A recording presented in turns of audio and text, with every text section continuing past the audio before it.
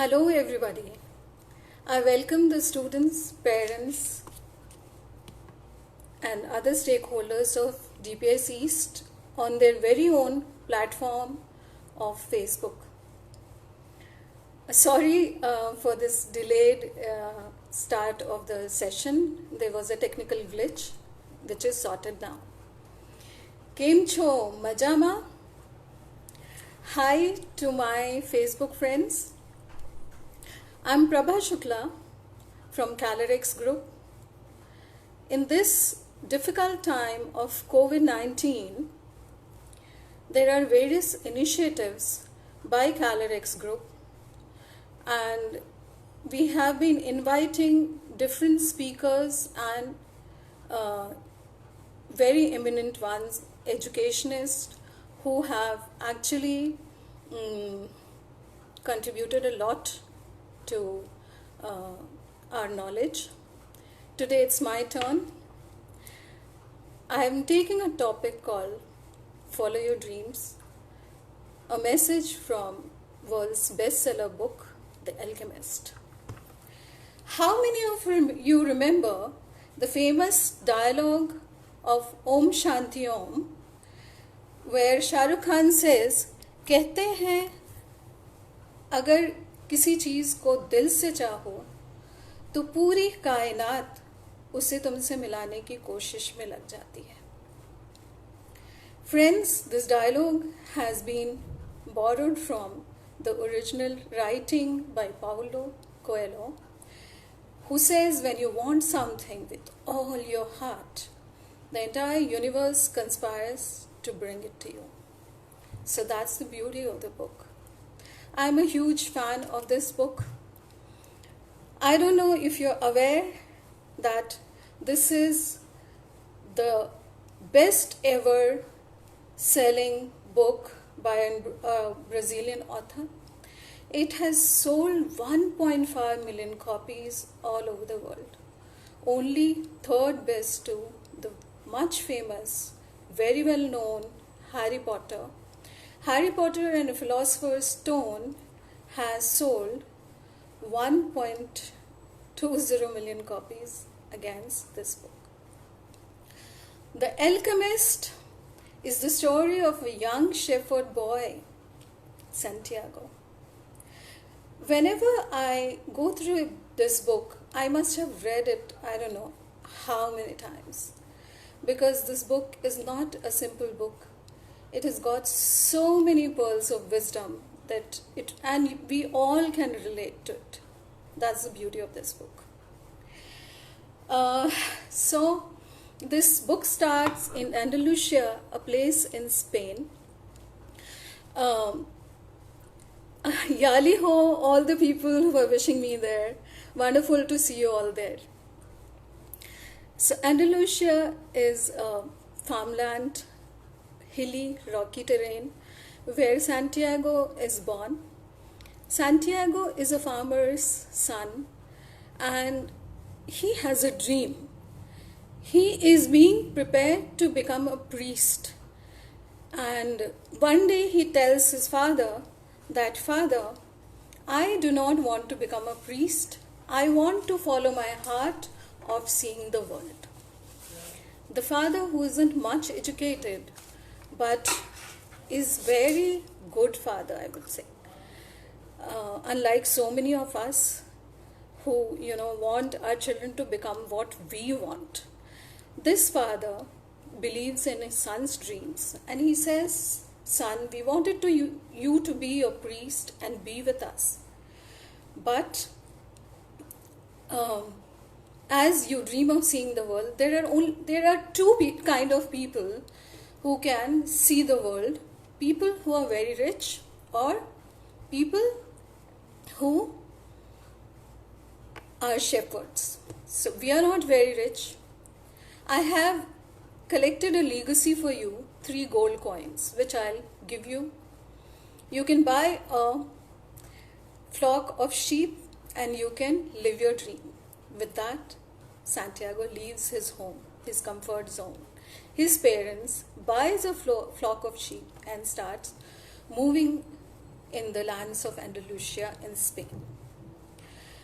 Now, because his heart is into what he is doing, he is very attached to his sheep. He knows exactly how many sheep he has, exactly when they are hungry, when they are thirsty. He's given names to his sheep, and he really loves doing what he's doing.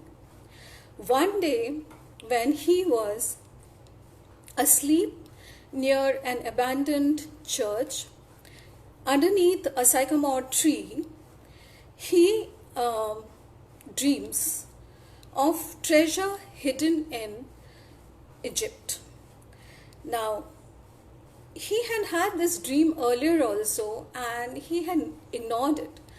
But now this became a recurrent dream for him. So he thought, there must be something in this. If I'm getting a recurrent dream, I must, find out more about it. So after 2 days, he reaches a nearby village where he recalls there lives a fortune teller.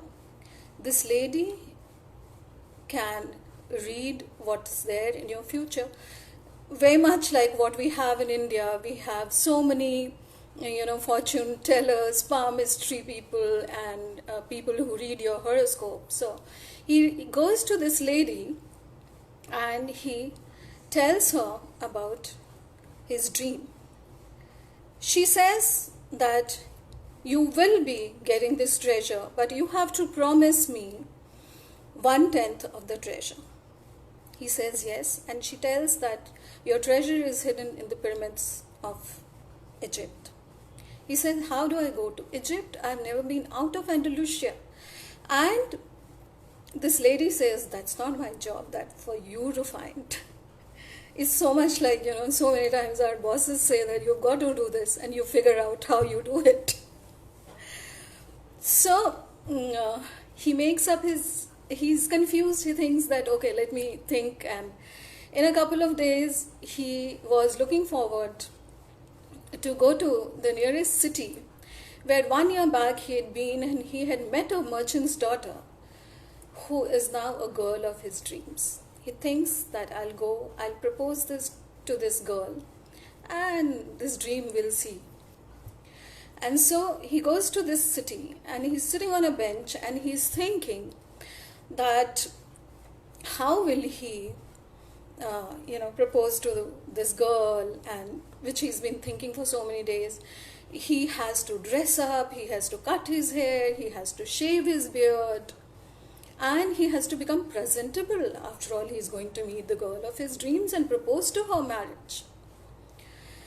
So while he's sitting on this bench, he is joined by a stranger who strikes a conversation with him, and he realizes that this stranger knows a lot about him. And he gives him the name of his father, the name of his mother, the village from which he is coming, and that he is a shepherd. Now Santiago is taken aback. How does this stranger know so much about me? So he asks him, who are you? This man says, I'm king of Salem. He says, how do I believe, you're king of Salem and you know so much about me? He says, I know about your future also. He says, okay. So he says, I'll tell you about it tomorrow, but against that, I need 1/10 of your flock. He says the same thing a fortune teller has told me, but she is asking 1/10 of the treasure, and you are asking 1/10 of my flock? The king laughs. He says, I'll not ask for something which you already do not have. You already have with you these sheep, and I would,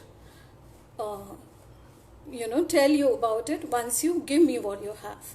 So next day, Santiago comes with 6 of his sheep. He hands it over to the king of Salem. The king of Salem tells him that your destiny is in Egypt. You'll find treasure buried under pyramids. So now he has made up his mind. He gives up his dream of settling in one place, going to the merchant's daughter. He sells off his sheep to a friend, gets enough money which will take him across the sea from Spain to Africa and will, take him to Egypt. So from Tarifa in Spain, he takes a boat to Tangier in Africa. He teaches there, and in the very first day, he loses all his savings, all the money to a cheat.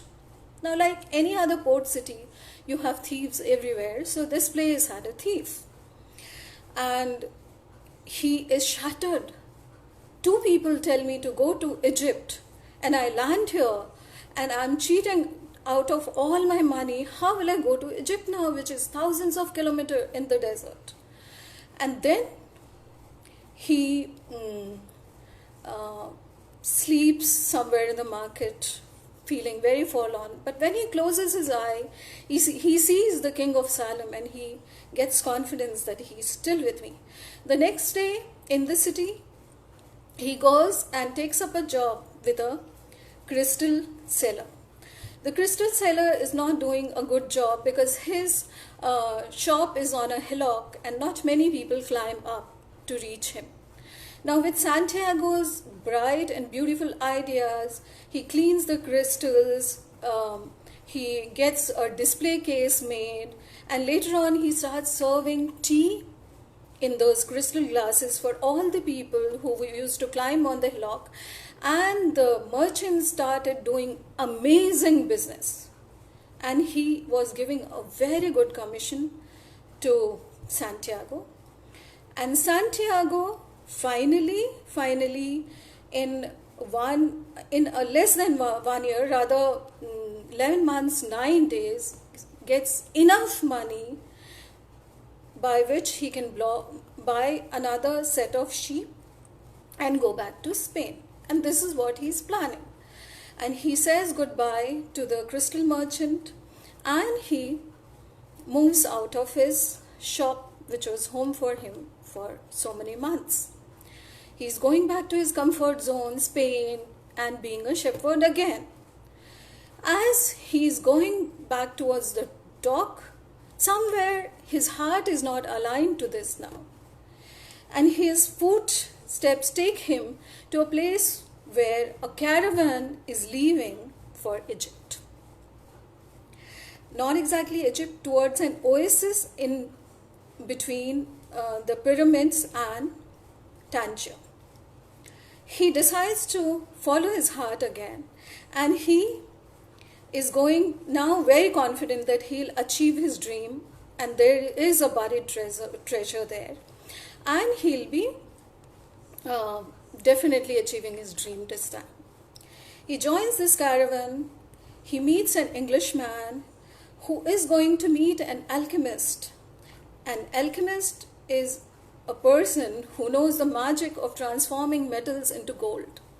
So this Englishman is very passionate about alchemy, and he is looking forward to meet an alchemist who is about 200 years old, and he stays in this oasis.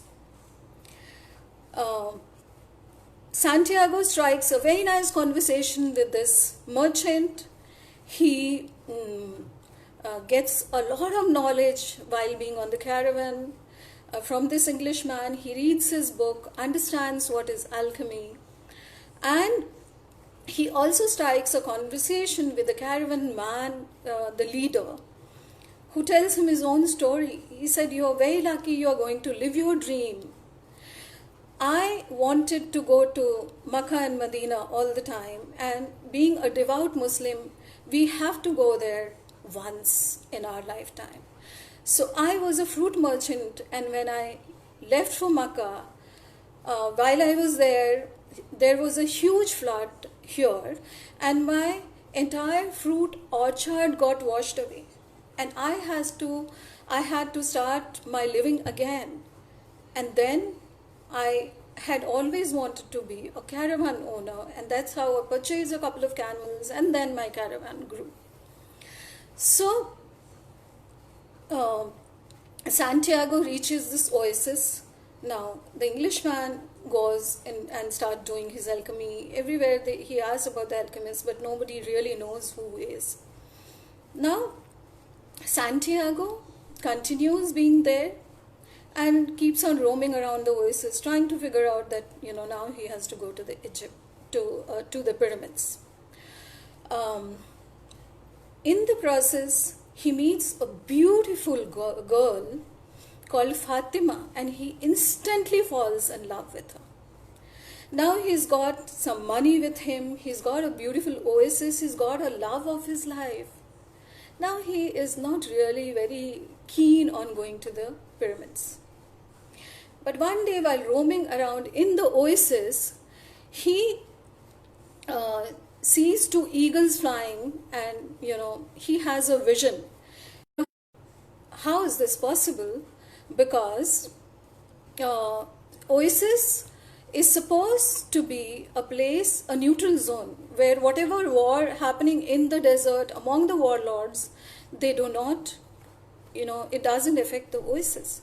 So he said, how is it possible? But because I've seen this dream, this vision, there has to be some reality in it. So he goes to the chieftains of the oasis and tells them about it. The chieftains call a meeting, tell him that if there is any truth in your talk, it's good, but it's hard to believe. But if you are lying, we'll behead you. With this, Santiago is left. Within 2 days, there is an attack on the oasis. Because of Santiago, the chieftains are able to save the oasis. After this event, the alchemist presents himself to Santiago. He tests his courage and takes him as his assistant. The alchemist shows him various ways of living in the desert and takes him on a journey towards the pyramids. On the way, doing alchemy, he creates gold, a huge gold bar, of which he breaks it into two pieces. One piece, the alchemist gives it to a monastery on the way, and one piece he gives to Santiago. After that, he says to Santiago that my journey is over till here. Now you are near the pyramids. You go to the pyramids and realize your dreams. And he says bye to Santiago. Santiago reaches the pyramids, and he is apprehended by two thieves. They see gold in his pouch and they think that there is some treasure there. They beat Santiago. They make him dig around the pyramids. Santiago digs for the whole night, but he didn't find anything. And then the thieves ask him, where did you get this gold? He said, I had carried it with me. I hadn't found it here. So they ask him, why are you here? He said, I'd had a dream that there's a treasure near the pyramids, exactly on this spot. So one of the thieves laughs out aloud and he says, you're such a fool. You travel thousands of kilometers, hundreds of kilometers behind a dream. I have also been dreaming that under a sycamore tree in an abandoned church, there is a treasure in Spain. But I have never been foolish enough to, go to Spain to, check whether this is true or not.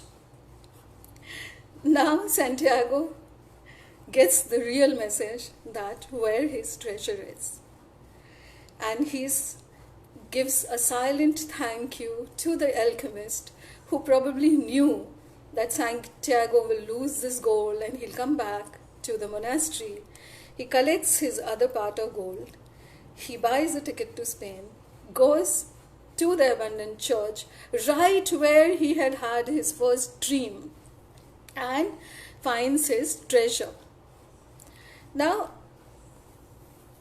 we all can have this question in our minds that when the treasure was hidden right where he was in the beginning, why this entire journey and everything happened with him.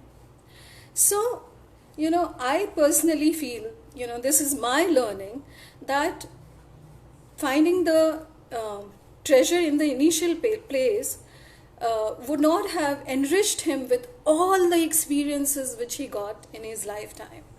Going to another country, learning another language, living with other people, the desert, meeting the alchemist, meeting all those beautiful people who gave him certain lessons in his life, whether it was the king of Salem, whether it was the crystal seller, whether it was the Englishman, the caravan leader, Fatima, the alchemist, and all that enriched his life beautifully. To sum up the whole story, I'm going to share 10 lessons which, although the book is full of lessons, if you read it, every page has something or other, but then these are some 10 lessons which I feel are very important for all of us to know. So fear is a bigger obstacle than the obstacle itself. Tell your heart that the fear of suffering is worse than the suffering itself. Number 2, what is true will always endure. So we may have our disappointments at times, but we would always, find that whatever is true always remains. It doesn't change. In Hindi, it is called Shashwat Satya. Break the monotony. We all get used to our comfort zones and we'll not find our treasure unless we break our comfort zone, we come out of it and we try something different. Embrace the present. The beauty of Santiago's journey is when he was a shepherd, he was very happy being a shepherd. He knew everything about being a shepherd. And when he went to the crystal merchant shop, he did everything to become an excellent crystal seller. When he went on his journey in the desert, he learned so many things about the desert and from the Englishman and the caravan leader. And when he was within the oasis, he learned a lot of things about being in the oasis and the life of oasis. So he lived each moment and was all the time in the present. Your success has a ripple effect. When he succeeded at the crystal merchant's place, he succeeded in the oasis, he succeeded in treasure hunting. Make the decision. Confusion mein mat raho. Most of the time, half of our life, whether we should do this or not, do that, when we make a decision, there can only be two things. One thing, either you succeed or you fail. If you have succeeded, you have succeeded. If you failed, you've got experience. Be unrealistic. When we are realistic and we keep on Arunima, and she had lost her leg in a train accident, but Arunima wanted to climb Mount Everest, and she became the first female amputee to scale Mount Everest with an artificial limb. Keep getting back up. The secret of life is to fall 7 times and rise the 8th time. You never know, the 8th time can get you a breakthrough. Focus on your own journey. Do not live someone else's life. Somebody wants you to be something and somebody else wants you to be something else. So it's up to us, for us, to actually know what our heart's calling is, and we live that and fulfill those dreams, because our dreams, if we don't fulfill, nobody else is going to come and fulfill. And always take action. I would love to have any questions if anybody out there. A lot of Yali hos. Thank you so much, all of you, for joining me in this session. Love you all. Thank you. A big Yali ho. I say bye because I don't see any questions now. Thank you. Be safe. Be healthy.